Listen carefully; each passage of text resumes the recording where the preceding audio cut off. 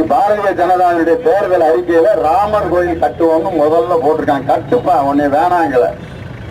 அந்த ராமர் கோயில் ஏதோ இந்துக்களை திருப்திப்படுத்துவதற்காக கட்டப்படுகின்ற கோயில் அல்ல. இந்தியாவிலே மத ஒற்றுமையை சீர்குலைப்பதற்காக பிஜேபி எடுத்திருக்கக்கூடிய முயற்சி தான். தனியார் துறையில் இடஒதுக்கீடு, அரசாங்க துறையில எப்படி தாழ்த்தப்பட்ட பிற்படுத்தப்பட்ட ஜாதிக்கு இடஒதுக்கீடு கிடைக்கிறதோ அதே மாதிரி தனியார் துறையில் இடஒதுக்கீடு வாங்கி தருவதற்கு திராவிட முன்னேற்ற கழகம் தனது குரலை பாராளுமன்றத்திலே ஒலிக்கும் என்று தேர்தல் அறிக்கையில் சொன்ன ஒரே இயக்கம் திராவிட முன்னேற்ற கழகம் என்ற இயக்கம்.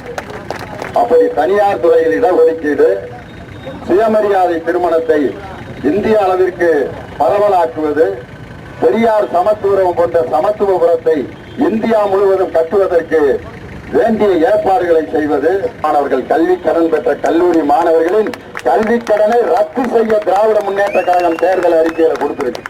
அந்த கல்வி கடனை கட்ட முடியாமல் போனால் ஒரு குறிப்பிட்ட காலத்துக்குள்ள கட்ட சொல்லி பேங்க்ல இருந்து நிர்பந்தம் பண்ணி வீட்டுக்கு நோட்டீஸ் போட்டு பெற்றோர்களை அவமானப்படுத்துகிறார்கள். அப்படி கட்ட முடியாமல் போன கல்லூரி மாணவர்கள், கல்வி கடன் பெற்ற கல்லூரி மாணவர்களின் கல்வி கடனை ரத்து செய்ய திராவிட முன்னேற்ற கழகம் தேர்தல் அறிக்கையில கொடுத்திருக்கு.